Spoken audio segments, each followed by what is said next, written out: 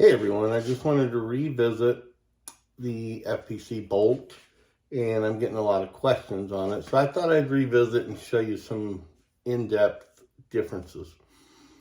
First of all, everybody knows I called them back on like March 5th, I think it was a Friday. And I'm getting heavy hammer marks where the firing pin is. They're pretty heavy. They go down in there a little bit. I can't measure it, but they go down there pretty deep. So I called Smith Wesson and gave him my serial number, and he said they had a bolt replacement kit. Well, apparently those don't exist anymore, or whatever the case may be. I think since I did the last video, they got a huge rush of them for request. And for whatever reasons, I'm sure the recall has a lot to do with it maybe, that there is no bolt replacement kit. When I got my new bolt in, I didn't even have a receipt with it or an invoice stating what it was. It was just that piece in a FedEx package. That was it. That was kind of weird to me. I always get paperwork with it. But let's get into this. These two bolts heads, I'll call them bolt heads, are identical. There's nothing different. This is the new one. This is the older one. I can take the older firing pin and spring and put it right into the new one, and it will work just fine. I'm not going to run it that way, but the new one, the new bolt will take the old firing pin and spring, and vice versa. The old bolt will take the new firing spring and firing pin, spring, and firing pin. So they both will inter switch. I'm not gonna, like I said, I'm not gonna run them that way. They gave me a new one. I'm gonna run it that way and see what happens.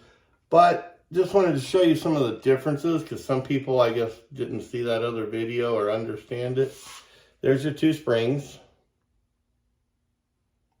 Literally a little under half the size. Take a look here. It's just a little under half, because if I move that over here, it's probably 45% of the other one. So there's one difference. The pins that hold them in look identical. But here's the other one. If I put these two firing pins together, let me line everything up. You can see these channels are a lot different. These are head to head right there. And if you look, the newer firing pin actually has a lot less room for movement. So in my opinion, if that pin is, let me grab it, is in there like this, like it would be. I'm going to use this so I can get my fat fingers out of the way. If that pin is inside here, see how much less movement there is? This is going to stop with all of this being exposed. Let me get up closer. The pin's going to stop here, and it has all this room. Where if that pin stops here, it ain't got no room. So I honestly don't know how they're saying this is not an issue. If you look at these two firing pins, if you have the new one, I don't think it is an issue. It's the older firing pins, because I got mine when it first come out, or just after when it first come out. So if you have this firing pin, I think you're good. If you have this firing pin, the older one, that's the ones I think have the problems. I don't believe everyone's going to have a problem. But again, looking at these firing pins, there we go. Look how much of a gap there is on the top part. So this one is not going to go in as far as the old one. That's where I think, in my opinion, I think where the issue is that old one has so much travel. That's where, where'd it go? Here it is. That's where these marks are coming from. I fully believe, if everything, I'm not an engineer, but the way I can look at it and understand it, is this one here that has less movement and has more headspace up here versus the headspace on the old one, which is virtually nothing. a little over a 1/16 of an inch, and this has got well over an 1/8 of an inch. I think that's going to be your difference right there. Again, if you do take yours apart and you have this old firing or the new firing pin, I think you're good. This is the one I think you guys that have these are the ones I think are a concern for me. They were on mine.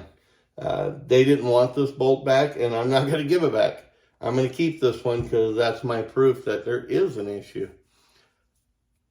For me, I don't pay $600-700 for this gun to have that kind of stuff really quick. But I'm not saying that Smith & Wesson's wrong. They do what they need to do. But look at it. I think there is an issue with these. Just my opinion.